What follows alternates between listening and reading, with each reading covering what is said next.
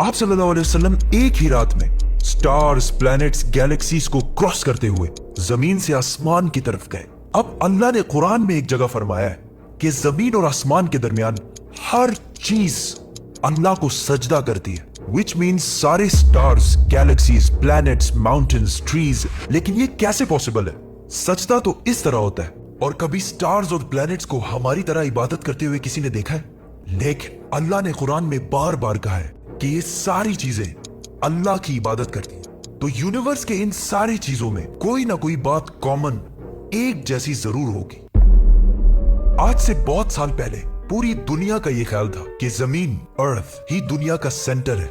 और जमीन तो साकिन है बेटा, जमीन रोटेट करती ही नहीं है, जमीन गर्दिश नहीं करती। लेकिन आज से 400 साल पहले गैलीलियो, जो एक इटालियन साइंटिस्ट थे, उसने दो लेंसेज को अलाइन करके रखा तो उसे पता चला कि ऐसे करने से दूर की चीजों को करीब से देखा जा सकता है। छोटे लेवल पर टेलीस्कोप्स दुनिया में पहले भी मौजूद थे, लेकिन इन्हें सिर्फ फौजी और समंदरी सफरों में यूज किया जाता था। लेकिन गैलीलियो ने इसी टेलीस्कोप को इंप्रूव करके इंसानों की तारीख में पहली दफा इसका रुख आसमान की तरफ किया, जिससे उसने दुनिया से पहली बार सूरज और चांद को बिल्कुल करीब से देखा। और गैलीलियो ने इन सारों की मूवमेंट को ऑब्जर्व करना शुरू किया।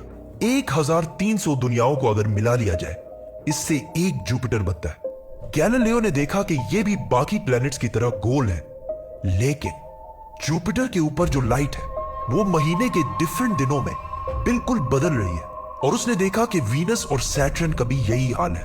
अब ये सब कुछ तभी पॉसिबल था कि अगर ये सारी चीजें सूरज के गिर्द घूम रही हो, दुनिया के नहीं।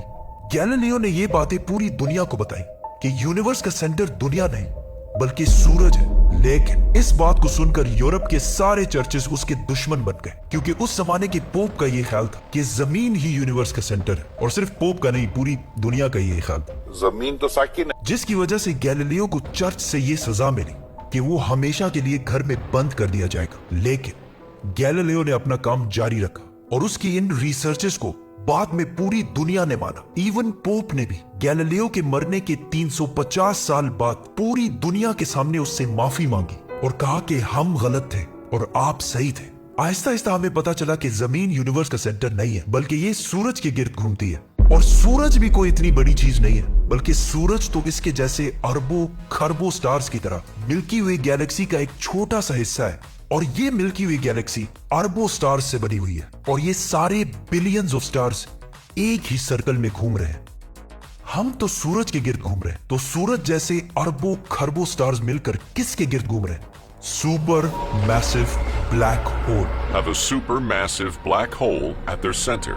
इस ब्लैक होल ने, जो हमारे सूरज से 40 लाख टाइम्स बड़ा है, ने पूरी गैलेक्सी को एक गोल सर्कल में रखा हुआ है। जिस तरह हमारे सूरज ने जमीन, जुपिटर, मार्स, इन सारे प्लैनेट्स को एक सर्कल में रखा हुआ है। लेकिन ये गैलेक्सी भी कोई इतनी बड़ी चीज नहीं है, बल्कि ये लाखों और गैलेक्सीज को मिलाकर एक छोटे से क्लस्टर का एक छोटा सा हिस्सा है। ये लाखों गैलेक्सीज मिलकर एक क्लस्टर बनाते हैं। और ये क्लस्टर भी कोई इतनी बड़ी चीज नहीं है, बल्कि इस जैसे लाखों क्लस्टर्स मिलाकर एक सुपर क्लस्टर बनता है। और ऐसे हजारों सुपर क्लस्टर्स और भी मौजूद है। अब आपने ये नोट किया कि इन सारे स्टार्स, गैलेक्सीज, प्लैनेट्स में एक चीज कॉमन है कि इस पूरे यूनिवर्स में हर चीज किसी न किसी दूसरे ऑब्जेक्ट के गिर्द घूम रही है। और जब रसूलुल्लाह सल्लल्लाहु अलैहि वसल्लम भी आसमानों की तरफ गए तो उन्होंने बैतुल मामूर में फरिश्तों को नमाज पढ़ते हुए नहीं देखा। वो भी किसी चीज के गिर्द घूम रहे थे। लेकिन घूमने का इबादत से क्या ताल्लुक है? अल्लाह ने तो कहा है कि ये सारी चीजें इबादत करती हैं। आपको पता है अल्लाह ने ये बात किस सूरत में कही है? सूरह हज में। हज में मुसलमान पूरी दुनिया से इस्लाम की सबसे मुकद्दस और होली जगह काबा के पास जाते हैं और बार बार इसके गिर्द घूमते हैं। अब इस सर्कल करने का मतलब क्या है? जब मुसलमान काबा के गिर्द घूमता है तो वो उस वक्त अकेला नहीं घूम रहा होता, बल्कि चांद, प्लैनेट, स्टार्स, गैलेक्सीज, क्लस्टर्स सारों के साथ एक ही इबादत में शामिल हो जाता है। तो ये सारी चीजें हमारी तरह इबादत नहीं करती, बल्कि हम मक्का जाकर इनकी तरह इबादत करते हैं। लेकिन इस आयत में तो लिखा है कि ये सारी चीजें अल्लाह को सजदा करती हैं। सजदा का मतलब सिर्फ हमारे वाला सजदा नहीं है, बल्कि अल्लाह के निजाम के मुताबिक चलने को भी सजदा कह सकते हैं। लेकिन अल्लाह ने इस आयत में सिर्फ स्टार्स, गैलेक्सीज और प्लैनेट्स का नहीं कहा, बल्कि हर चीज, पहाड़, दरख्त, जानवर, सब का कहा है। ये तो सर्कल्स में नहीं घूमते। आज से हजारों साल पहले एंशिएंट ग्रीस में ये कॉन्सेप्ट बना कि कायनात की हर चीज एक बहुत ही छोटे पार्टिकल एटम से बनी हुई है, जिसको फिर 2000 साल तक पूरी दुनिया भूल गई। लेकिन आज से 200 साल पहले इस कॉन्सेप्ट पर रिसर्च दोबारा शुरू हुई और साइंसदानों की रिसर्च से पता चला कि एटम सबसे छोटा पार्टिकल नहीं है, बल्कि इसके अंदर और भी पार्टिकल्स हैं, जैसे प्रोटॉन्स, न्यूट्रॉन्स, इलेक्ट्रॉन्स।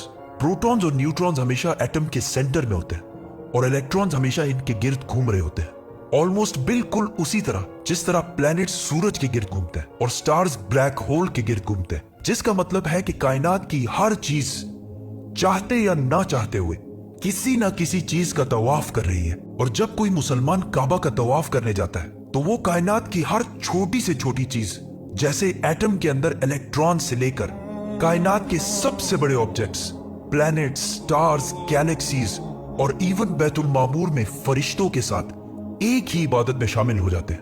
हो सकता है इसीलिए इस्लाम में तवाफ करना सबसे बड़ी इबादत है। तो जब सूरह हज में अल्लाह ने यह फरमाया कि ये सारी चीजें मेरी इबादत करती हैं, तो ये हमारी तरह इबादत नहीं करती, बल्कि हम मक्का में काबा का तवाफ करके इनकी तरह अल्लाह की इबादत करते हैं। लेकिन इन सारी चीजों का तवाफ करने का एक फिक्स टाइम है और जैसे ही ये टाइम पूरा होगा तब हर शख्स मालूम कर लेगा कि वो क्या लेकर आया है।